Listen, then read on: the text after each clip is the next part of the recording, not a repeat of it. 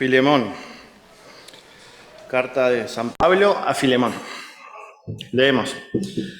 Pablo, prisionero de Jesucristo, y el hermano Timoteo, al amado Filemón, colaborador nuestro, y a la amada hermana Apia y a Arquipo, nuestro compañero de milicia, y a la iglesia que está en su casa. Gracia y paz a vosotros, de Dios nuestro Padre y del Señor Jesucristo. Doy gracias a mi Dios, haciendo siempre memoria de ti en mis oraciones, porque oigo del amor y de la fe que tienes hacia el Señor Jesús y para con todos los santos, para que la participación de tu fe sea eficaz en el conocimiento de todo el bien que está en vosotros por Cristo Jesús. Pues tenemos gran gozo y consolación en tu amor, porque por ti, oh hermano, han sido confortados los corazones de los santos. Por lo cual, aunque tengo mucha libertad en Cristo para mandarte lo que conviene, más bien te ruego, por amor, siendo como soy, Pablo ya anciano, y ahora además prisionero de Jesucristo, a quien te ruego por mi hijo Onésimo, a quien engendré en mis prisiones, el cual en otro tiempo te fue inútil, pero ahora a ti y a mí nos es útil, el cual vuelvo a enviarte. Tú, pues, recíbele como a mí mismo. Yo quisiera retenerle conmigo, para que en lugar tuyo me sirviese en mis prisiones por el Evangelio.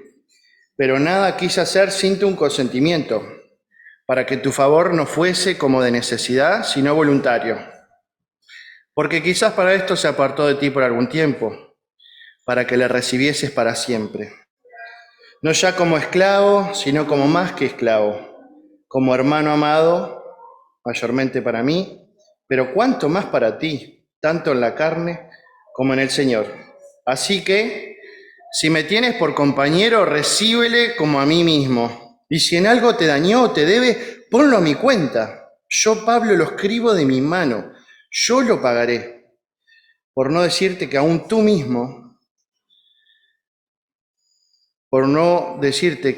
mismo te me debes también. Sí, hermano, tenga yo algún provecho de ti en el Señor. Conforta mi corazón en el Señor. Te he escrito confiando en tu obediencia, sabiendo que harás aún más de lo que te digo. Prepárame también alojamiento, porque espero que por vuestras oraciones os seré concedido. Te saludan Epafras, mi compañero de prisiones por Cristo Jesús, Marcos, Aristarco, Demas y Lucas, mis colaboradores. La gracia de nuestro Señor Jesucristo sea con vuestro espíritu. Amén.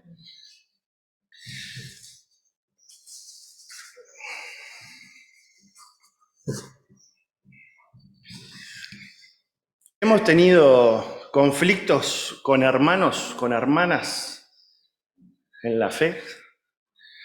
Hemos tenido ruido, rispidez. Nos hemos dañado entre nosotros. ¿Cómo resolvemos los conflictos los que somos hermanos en la fe? ¿De qué lado estamos cuando hay un conflicto? ¿De otras personas? ¿O soy parte del conflicto?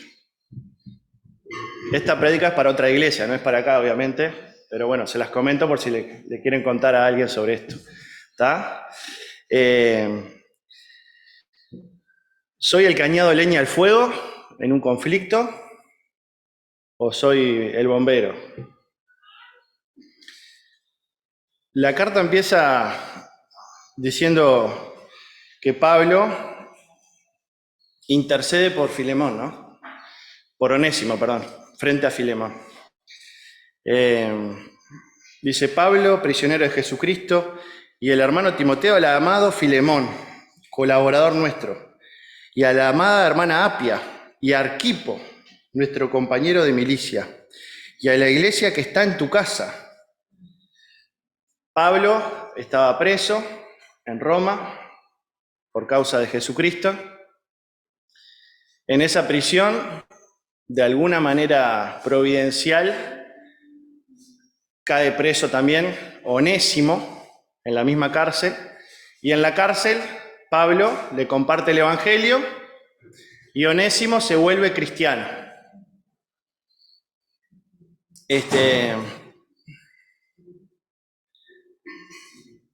Y Onésimo le dice, ¿conoces a Filemón? Bueno, sí. Onésimo se había escapado de la casa de Filemón, que era como unos 2000 kilómetros. Posiblemente capaz le había robado algo y era un esclavo, ¿no? Onésimo era esclavo de Filemón, se había escapado y se encuentra con Pablo, ¿no? Y Pablo le escribe a Filemón, pero no solo a Filemón. Vieron que nombra a 2 personas más. A ver, ¿a quién nombra? Y miren ahí en el texto, ¿a quién nombra? ¿Fuerte? Apia y Arquipo. Parece ser que Apia, posiblemente algunos dicen que sería la esposa de Filemón, y Arquipo tal vez el hijo de ellos. Y en la casa de ellos, ¿qué funcionaba en la casa de ellos? ¿Qué había en la casa de ellos? Una iglesia. Funcionaba una iglesia en la casa de ellos. Y es interesante esto, como lindo ver cómo una familia servía a Dios, ¿no? Filemón, la esposa, el hijo, servían a Dios, y en la casa de ellos había una iglesia. Y en esa iglesia, donde funcionaba esa iglesia, había esclavos. Y uno de esos esclavos comete un delito y se escapa de ese lugar, siendo no cristiano. En el verso 4 en adelante dice: doy gracias a mi Dios, haciendo siempre memoria de ti en mis oraciones, porque oigo del amor y de la fe que tienes hacia el Señor Jesús y con todos los santos, para que la participación de tu fe sea eficaz en el conocimiento de todo el bien que está en vosotros por Cristo Jesús. Pues tenemos gran gozo y consolación en tu amor, porque por ti, oh hermano, han sido confortados los corazones de los santos. Acá se nos dice algunas características del hermano Filemón, de cómo era Filemón. A ver, ¿qué dice de Filemón? ¿Qué podemos entender de cómo era Filemón? ¿Cómo era como creyente? ¿Qué les parece?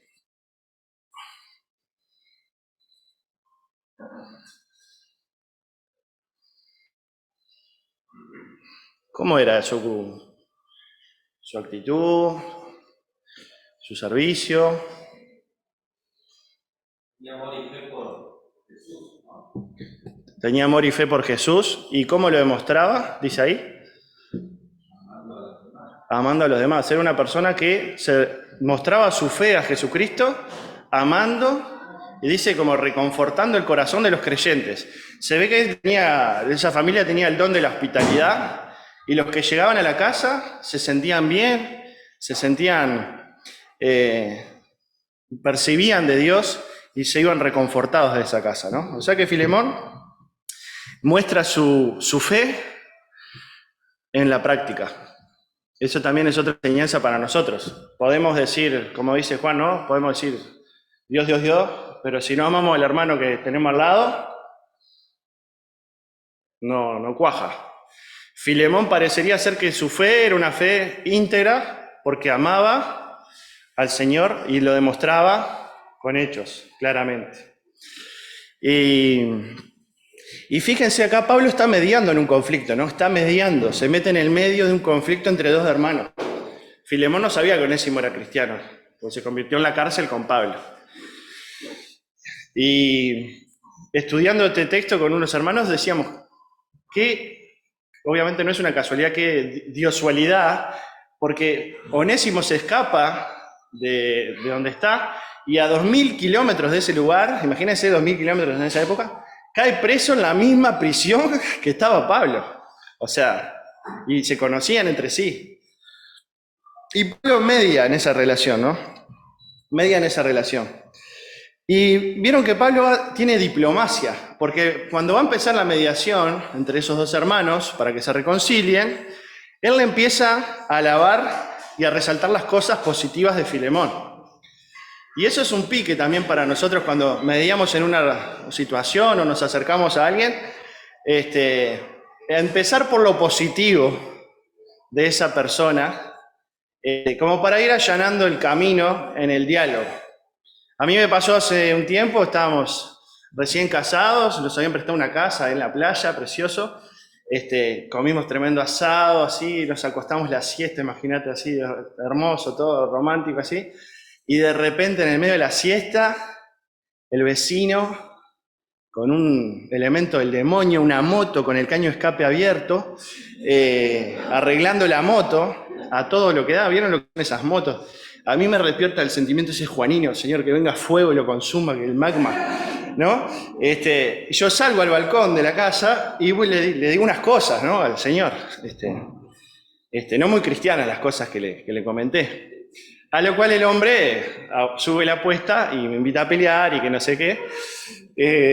Y al rato dije, no, ¿qué estoy haciendo? No puede ser. Entonces le dije a Brenda, voy a ir a hablar con el hombre, porque además la casa no era mía, era de Nicolás Iglesias, y después le iba a dejar mal a Nico con los vecinos. Dije, te presté la casa 2 semanas y te peleaste con los vecinos. Entonces fui, en el medio de la siesta, tremendo sol, y yo iba orando, o me rompía la cara, loco, o nos arreglábamos, ¿viste? Entonces cuando voy llegando como a 20 metros ya le empiezo a decir, disculpame, che, estuve mal. Ya enseguida empecé como desde antes a allanar el camino. Está la historia esa del Antiguo Testamento, ¿se acuerdan de los hermanos que se van a reconciliar? Melo, ¿me ayudás los nombres? Jacob y Esaú. ¿Se acuerdan que se van a reconciliar y qué le manda adelante? Jacob. Le manda regalo, ¿no? Le manda ganado, le manda cosas para ir ablandando al hermano, ¿no? La mujer, sí, Jacob, eso es muy, muy particular. Hoy lo romantizamos ese texto, ir al paso de los niños, todo, pero en realidad iba ahí porque también estaba escudado, unos escudos humanos interesantes. Bueno, pero eso es para otra predicación. Entonces, Pablo va allanando el camino, resaltando las virtudes de Filemón. Y eso es algo que podemos hacer cuando tenemos un conflicto, allanar el camino, es un mensajito, ir antes del diálogo, ¿no? Y como mediadores, si tenemos que mediar en un conflicto, tenemos que tratar con misericordia al hermano que se equivocó. Y Pablo se mete en algo, ¿no? O sea, a veces decimos no nos metamos, ¿no? Pero en realidad Pablo se mete e intercede por él. Hay una canción de Luis Alfredo que dice, si tenés un conflicto con alguien, dice, y le vas y le das la mano, y le pides incluso perdón, aunque tú seas el ofendido, así actúan los hijos de Dios. Eso yo lo he visto a veces, que aunque uno es el ofendido, hay algo sobrenatural que uno va y pide perdón y como que te sacás una mochila. Es muy interesante eso de experimentarlo. Y en Romanos 12:18, ¿se acuerdan que dice, si es posible, ¿no? A veces no es posible. En cuanto dependa de vosotros, estad en paz con todos los hombres. Si es posible, en cuanto dependa de vosotros, estad en paz con todos los hombres. Preguntábamos, ¿cómo resolvemos los conflictos, no? Bueno, tratar siempre de estar al lado de la solución y no del lado del problema. Y Pablo lo hace porque él tenía una autoridad también para mediar, ¿no? Tenía una autoridad, que es autoridad que provenía del Espíritu Santo, obviamente, de su autoridad apostólica, para mediar en ese conflicto. A veces cuando hay un conflicto entre hermanos, está bueno que una persona con más autoridad espiritual pueda mediar en esa situación. Pero acá quiero hacer una salvedad. Autoridad no es lo mismo que autoritarismo. Es decir, cuando una persona media por otra, tiene que hacerlo con autoridad que es dada por Dios, con humildad, como leemos acá a Pablo, ¿no? No con autoritarismo. Che, Mica, te tenés que arreglar con Antonio porque, o sea, también hay mucha manipulación también hoy en la iglesia evangélica y es importante discernir, porque la obediencia no es a una persona solamente, sino que es una obediencia a esa persona porque esa persona está obedeciendo a Dios.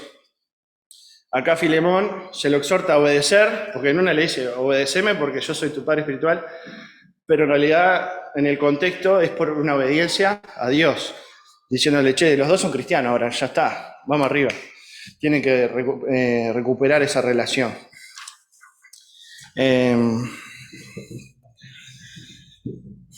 El versículo 16, saltamos un poquito, dice, bueno, el 15 para dar contexto, porque quizá para esto se apartó de ti por algún tiempo, para que le recibieses para siempre, no ya como esclavo, sino como más que esclavo, como hermano amado, mayormente para mí, pero cuanto más para ti, tanto en la carne como en el Señor.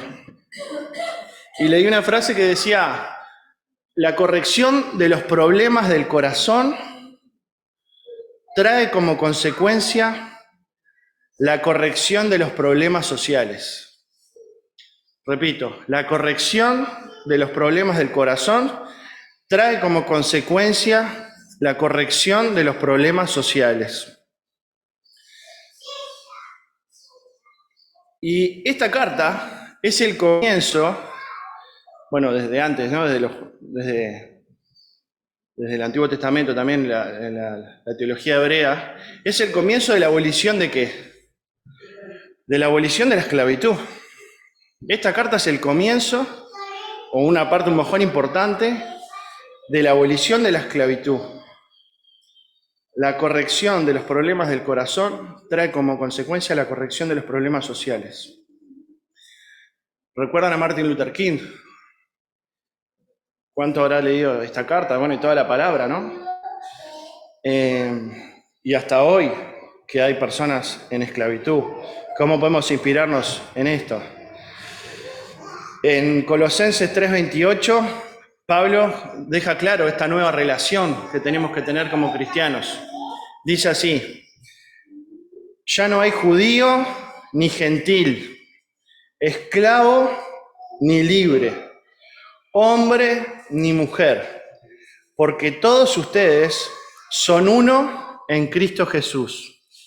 Ya no hay judío ni gentil, esclavo ni libre, hombre ni mujer, porque todos ustedes son uno en Cristo Jesús.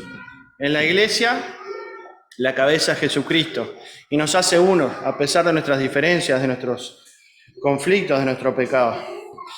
Y otra cosa que resalto de esta epístola es que los modos de resolver un conflicto, ahora miro a Fernando porque él estudió esto de resolver conflicto en mediación y nos puede aportar muchas más cosas, los modos sí importan, es decir, los modos en que se resuelven los conflictos importan. Y Pablo, para resolver esto, como decíamos, usa la diplomacia, pero apela al Señor como Padre de los que se tienen que reconciliar. Aquello de que hay un Padre que está sobre todos, actúa por medio de todos, ¿se acuerdan? Hay un Padre, entonces, para resolver este conflicto, dice, bueno, ustedes están bajo este paraguas. El amor de Dios es tanto igual para Filemón, que igual para Onésimo, que igual para Pablo. Si estamos en la misma casa, somos hermanos, tenemos que arreglarnos. Y se nos desafía, hermanos, a ser embajadores de la paz. Y Pablo usa argumentación también. Otra manera de mediar es argumentar. Pablo usa argumentación, usa el amor, usa su autoridad. Incluso dice, ofrece su dinero para pagar la deuda de ese hermano. El otro día estudiando este texto, un hermano nos contó, bueno, y conocen historias de hermanos que han pagado deudas de otro. Viva, ¿no? Uno arriba del otro. Y Pablo dice, bueno, si él te debe algo, yo te lo pago. Entonces Pablo argumenta, pone el amor, pone su autoridad, pone su dinero, pone su prestigio para interceder en este conflicto interpersonal. Se la juega realmente por este vínculo, hermanos. Imagínense lo que habrá empezado a cambiar cuando llegó esta carta, que viajó 2000 kilómetros, con Onésimo. Imagínense cómo habrá sido el viaje de Onésimo, 2000 kilómetros. Obviamente creo que iba alguien más, ¿no? Por el tema de saber leer y todo eso. Pero la carta no era solo para Filemón. La carta era para leerla, ¿en dónde? ¿Qué había en la casa de Filemón? Había una iglesia. Yo me imagino la caminata de Onésimo, los barcos que se tomó, los carros que se tomó, con alguien más, que algún hermano más que fue, con la carta ahí, ¿no? Pensando, ¿qué iba a hacer Filemón conmigo? O sea, ¿va a aceptar todas estas palabras de Pablo? Porque la ley romana autorizaba, un esclavo había robado, mínimo cárcel, ¿no? Imagínense esa incertidumbre, es dentro de la especulación, pero Tengo una carta. de lejos, ¿no? Habrá mandado primero a Tito, a Timoteo, no sé, alguno que fue ahí, Aristarco, alguno, que después los nombra. Y esa carta estaba hecha no solo para que la leyera Filemón, sino para que la leyera toda la iglesia. Ese más o menos en el 60, ahí después de Cristo, que se escribe esta carta. ¿Y cómo habrá cambiado las relaciones en esa iglesia? Con los hermanos que estudiamos este texto decíamos, o sea que había una iglesia que tenía esclavos. Había una iglesia que tenía esclavos. Obviamente no podemos juzgar la moral de ese tiempo con la moral de ahora, ¿no? Pero imagínate una iglesia donde hay esclavos. Imagínate, estamos acá y hay gente que está limpiando ahí, ¿no? Hoy nos parece una obviedad que no tiene que ser así. Pero en esa época había una oscuridad en ese tema. Y el Evangelio trae luz y las relaciones sociales empiezan a cambiar de adentro hacia afuera. Corrigiendo los problemas del corazón, empiezan a cambiar las cosas de afuera. A veces queremos hacer al revés, cambiarlo de afuera para después cambiar adentro. Y no, es siempre desde adentro hacia afuera. Y para aplicar a nuestras vidas, hermanos, algunas de estas cosas, decíamos que tenemos que ser reconciliadores en la iglesia, tenemos que ser parte de la solución y no del problema. Y tenemos que tragarnos el orgullo también y tratar de experimentar el perdón y dar el perdón. Las dos cosas, ¿no? A veces ni siquiera nos permitimos eso. Y recordamos las palabras de Jesús cuando los discípulos le pedían, enséñanos a orar, Padre nuestro, y Mateo 6:12, ¿no? ¿Qué dice? Perdona nuestras ofensas. ¿Cómo sigue? Así como nosotros perdonamos a los que nos ofenden. Perdona nuestras deudas, así como nosotros perdonamos a lo que nos debe. Como la parábola del rey, ¿no? Que va uno, le perdona muchísimo, y ese que le había sido perdonado muchísimo después va, y otro tenía una deuda pequeñita, no le perdona nada. Si perdonamos, somos perdonados. Esa dinámica del perdón. Otro texto ahí en Efesios, que no se ponga el sol sobre tu enojo. Somos seres humanos, vamos a tener rispideces, ruido entre nosotros. Llevemos las cuentas cortas con Dios y con los hermanos. Che, Brian, me molestó algo y voy y hablo con Brian enseguida. Y seamos maduros para escuchar y para perdonar y seguir adelante. No dejar que eso crezca y que haga raíz de amargura. Y Efesios, Pablo nos da como el cierre de esta carta de Filemón. Efesios 4:22, a modo de cierre sobre este aspecto de cómo resolvemos los conflictos. Efesios 4:22 dice lo siguiente: en cuanto a la pasada manera de vivir, despojaos del viejo hombre, que está viciado conforme a los deseos engañosos, y renovaos en el espíritu de vuestra mente, y vestíos del nuevo hombre, creado según Dios en la justicia y santidad de la verdad. Por lo cual, desechando la mentira, hablad verdad cada uno con su prójimo. Hablad verdad cada uno con su prójimo, porque somos miembros los unos de los otros. Airaos, o sea, enójense, pero no pequéis. No se ponga el sol sobre vuestro enojo, ni deis lugar al diablo. El que hurtaba no hurte más, sino que trabaje, haciendo con sus manos lo que es bueno, para que tenga que compartir con el que padece necesidad.